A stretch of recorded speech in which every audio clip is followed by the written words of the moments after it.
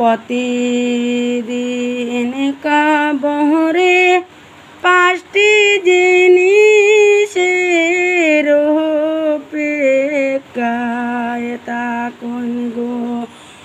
তুমি একা কেন তোমার সঙ্গী আনো গো। আমার সঙ্গী হলো কুরআন শরীফ গো।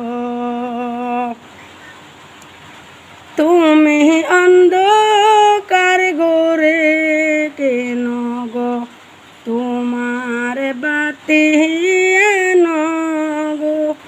বাতি হলো আমার নমাজ গো।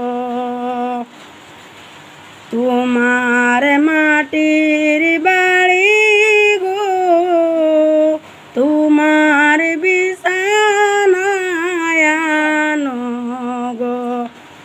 বিছানা হইল আমার নেক আমল গো।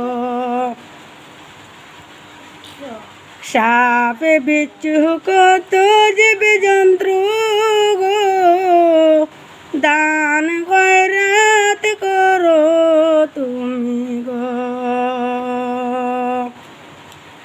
আমার প্রশ্ন